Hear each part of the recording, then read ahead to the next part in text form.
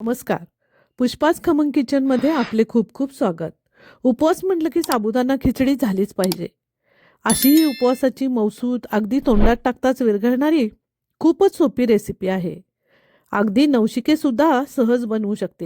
फक्त साबुदाणे भिजवताना किती पाणी, किती वेळ याचा योग्य प्रमाणानुसार भिजवलेला साबुदाणा, शेंगदाण्याचं कूट आणि बटाट्याचे तुकडे या सगळ्यामुळे ही खिचडी लागते अप्रतिम. आपली खिचडी तर एक नंबरच होणार. चला तर आपण खिचडी बनवायला घेऊ. प्रथम 2 वाट्या साबुदाणे घेऊन हे स्वच्छ धुवून घ्यायचं आहे. साबुदाणा ज्या भांड्यात भिजवायचा आहे त्यामध्ये साबुदाणा पूर्णपणे बुडेल इतकं पाणी ठेवायचं आहे. हा साबुदाणा किमान 2 तास तरी भिजवणे गरजेचं आहे. रात्रभर भिजवल्याने याचा चांगला फायदा होतो. तो छान फुलून येतो. आता हे झाकून ठेवायचं आहे. भिजलेला साबुदाणा 2 वाटी आहे. तो रात्रीच भिजवला होता. तूप घेतलेला आहे. 1 वाटी शेंगदाण्याचं कूट घेतलेलं आहे. चवीसाठी साखर घेतलं आहे. जिरे अर्धा चमचा, मीठ चवीपुरतं, 4 हिरव्या मिरच्या, लिंबू आणि एक मध्यम आकाराचा बटाटा कट करून घेतलेला आहे. गॅसवर जाड बुडाच्या कढईमध्ये 2 टेबलस्पून तूप टाकून घ्यायचं आहे. तेल पण वापरलं जातं, पण तुपामुळे या खिचडी स्वादिष्ट आणि रुचकर होते. हे तूप चांगले गरम झाले की यामध्ये जिरे 1 टीस्पून घालून घ्यायचे आहेत.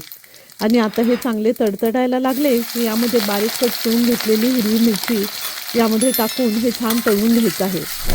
आता ही मिरची छान तळली गेली आहे. यामध्ये कट करून घेतलेला बटाटा टाकून तो सुद्धा छान परतून घ्यायचा आहे आणि हे 2-3 मिनिटांसाठी झाकून ठेवायचं आहे. आता भिजवलेल्या साबुदाण्यामध्ये प्रथम मीठ टाकून घेऊया आणि त्याच्या पाठोपाठ साखरसुद्धा टाकायची आहे. ती ऑप्शनल आहे. ती तुमच्या आवडीनुसार कमी किंवा जास्त घेऊ शकता. आता शेंगाचा कूट यामध्ये घालून चमच्याने हे सर्व मिश्रण चांगले मिक्स करून घ्यायचे आहे. या आणि अशा साध्या सोप्या खमंग रेसिपी पाहण्यासाठी पुष्पाच खमंग किचनला लाईक, शेअर आणि सबस्क्राईब नक्की करा. हे मिश्रण चांगले मिक्स झालेले आहे. आपण आता यामध्ये लिंबूसुद्धा पिळून घेऊया आणि पुन्हा हे छान मिक्स करून घेऊया. इकडे आता आपले बटाटे छान परतले गेलेले आहेत. किती छान सोनेरी कलर आलेला आहे. आता हे साबुदाणे आपण या कढईमध्ये टाकून घेऊया आणि छान परतून घेऊया. परतणे गरजेचं आहे. साबुदाणा छान भिजणे या खिचडीसाठी खूप महत्त्वाचे आहे. रात्रभर साबुदाणा भिजला गेला असेल तर साबुदाणा छान फुलून येतो. आपण जर बोटात धरून चिमटून बघितलं तर यामध्ये एक कणसुद्धा राहत नाही. ही साबुदाणा परफेक्ट भिजल्याची ओळख आहे. बटाटा छान तळला गेला असेल तर तो या खिचडीमध्ये खूपच खुमासदार लागतो. यानंतर आपण मंद गॅसवर 5 मिनिटांसाठी झाकून ठेवायचं आहे. झाली आपली खिचडी तयार.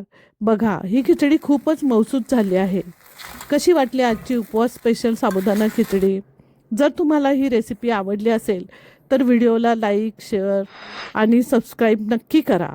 अशाच खमंग आणि सोप्या रेसिपीसाठी बघत राहा पुष्पाच खमंग किचन. धन्यवाद.